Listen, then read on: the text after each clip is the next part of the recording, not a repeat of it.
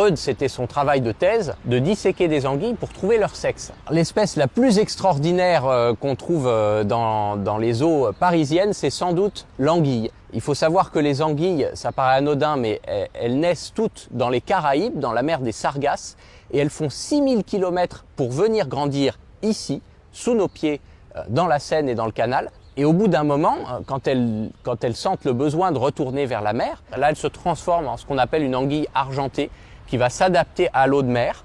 Et tout en s'adaptant à l'eau de mer, progressivement les organes reproducteurs vont prendre la place de son système digestif. Donc arrivée en mer, elle ne peut plus manger. Et elle est condamnée à aller nager jusqu'à la mer des Sargasses, se reproduire et mourir. Quand elles vivent du coup dans les eaux douces, là, elles sont juvéniles. Elles ne sont pas adultes et elles n'ont pas déclenché les hormones qui vont les rendre adultes. Ça, elles vont le déclencher que si elles partent vers la mer. Mais si elles sont bloquées et qu'elles ne peuvent pas partir vers la mer, elles vont rester au stade juvénile jusqu'à temps qu'elles trouvent un moyen de partir en mer. On ne sait pas combien de temps elles peuvent le faire, mais celles qu'on a mises dans un puits ou dans un aquarium bloqué il y a 120 ans pour essayer, elles y sont toujours. Alors que normalement, au bout entre 12 et 15 ans, elles se transforment, elles partent en mer et elles meurent. Mais si elle reste au stade juvénile, elle serait quasiment immortelle. L'histoire, comment on a découvert tout ça, est dingue parce que quasiment jusqu'au début du XXe siècle, jusqu'à la fin du XIXe siècle, on croyait que les anguilles se reproduisaient par génération spontanée, en se frottant au rocher et que ça faisait des bébés anguilles. Mais on ne savait pas comment ça marchait parce qu'on ne comprenait pas, personne ne voyait d'organes reproducteurs dans les anguilles. Et Freud, c'était son travail de thèse, de disséquer des anguilles pour trouver leur sexe. Et il en a ouvert des milliers, il n'a jamais trouvé.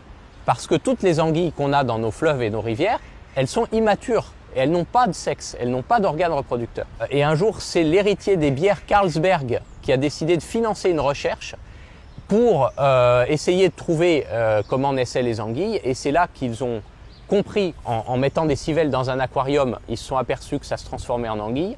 Ils ont compris que c'était la même chose, que ces larves qui remontaient de l'océan, c'était la même chose que les anguilles qui descendaient. Et donc, ils ont pris des filets avec des mailles très fines pour aller de plus en plus loin dans l'océan, chercher les civelles de plus en plus petites pour comprendre où elles naissaient. Et c'est comme ça qu'on a trouvé la mer des Sargasses et cette zone sur la dorsale océanique où les anguilles naissent. Et malheureusement, de moins en moins, à cause des barrages et de la surpêche pour le marché asiatique, parce que les larves d'anguilles sont très prisées à travers le monde et c'est le premier marché noir animal au monde en termes d'argent que ça génère. Plus que l'ivoire d'éléphant, plus que la corne de rhinocéros, c'est le trafic d'anguilles.